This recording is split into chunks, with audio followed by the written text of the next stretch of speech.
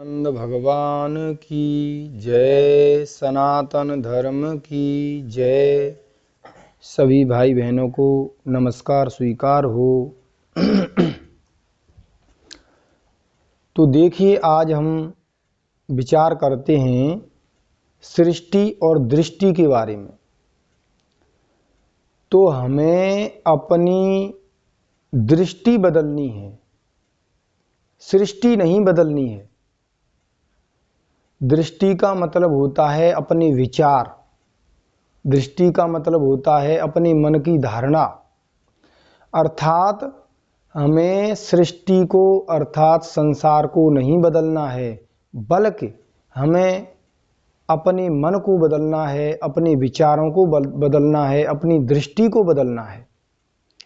तो देखिए, इस विषय में एक दोहा प्रसिद्ध है, बुरा जो देखन में चला बुरा न मिलिया कोई, जो दिल खोजा आपना मुझसे बुरा न कोई। इसका मतलब है, यहाँ पर बताया गया है कि यदि हम संसार में किसी को बुरा देखें या बुरा हमें कोई दिखता है, तो वो बुरा दिखता क्यों है? इसका कारण है कि हमें अपनी ही बुराइयां दूसरों में नजर आती हैं, इसलिए हमें दूसरे बुरे दिखते हैं। क्योंकि एक अच्छे को जो संसार हमें बुरा दिखता है, वही एक अच्छे व्यक्ति को यही संसार अच्छा भी दिखता है।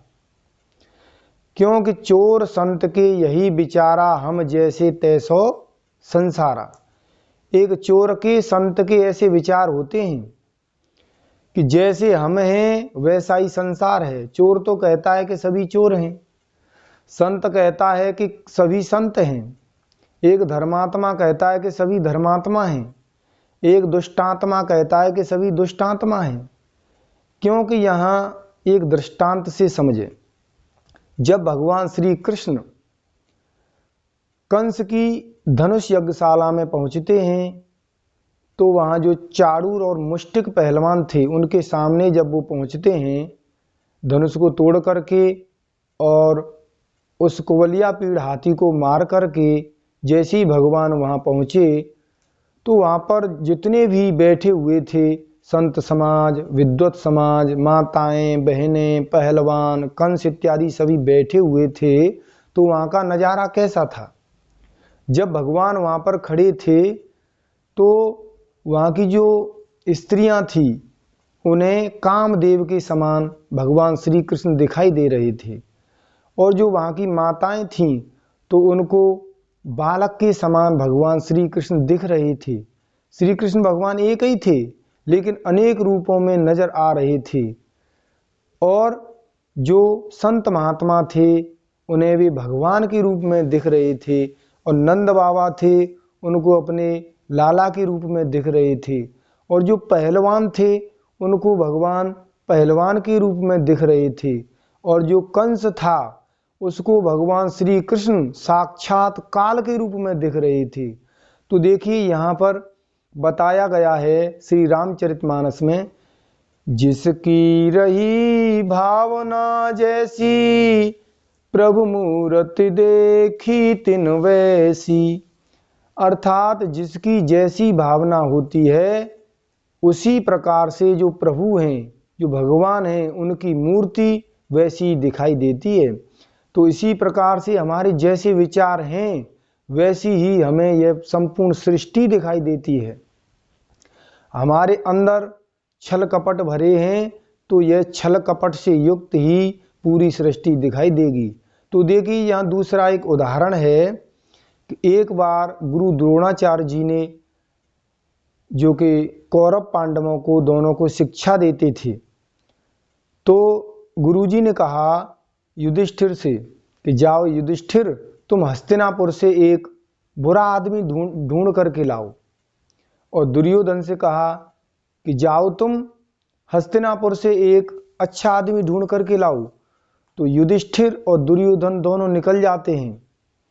निकल करके पूरे हस्तिनापुर में घूम करके वो देखते हैं कि कोई बुरा आदमी मिल जाए और एक देखता है कि कोई अच्छा मिल जाए।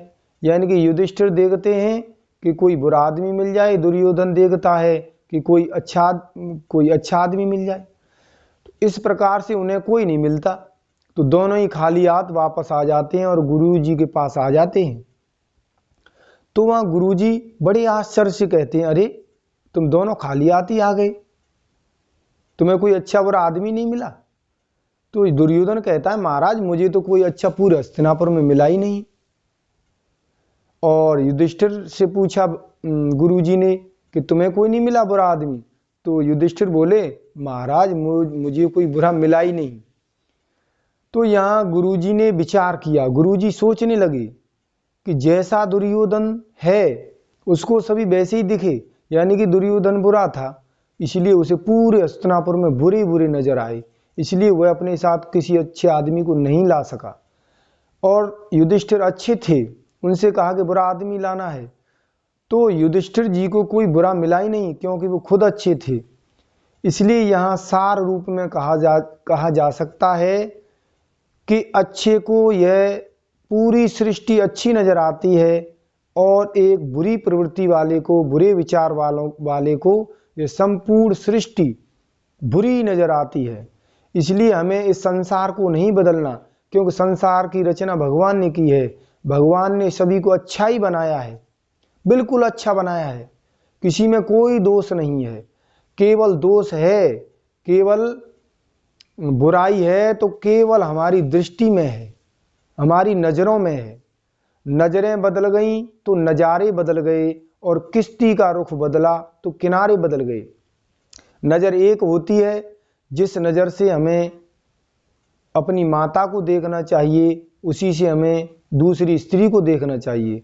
यानी कि जिस नज़र से हमें माता दिखती है अपनी माता, उसी से दूसरी भी माता दिखाई देनी चाहिए। जिस नज़र से हमें अपनी बहन बहन दिखाई देती है, उसी नज़र से हमें दूसरी बहन बेटियां बहन नज़र आनी चाहिए। यदि हमारी नज़रों में फ़र्क है तो इसका मतलब हमारे जो विचार हैं, जो हमारा मन है, वह सत्संग के अनुसार नहीं बना है, गुरु की आज्ञा के अनुसार हम नहीं चल रहे हैं, हम वेद शास्त्रों के अनुसार नहीं चल रहे हैं, हम मनमानी कर रहे हैं।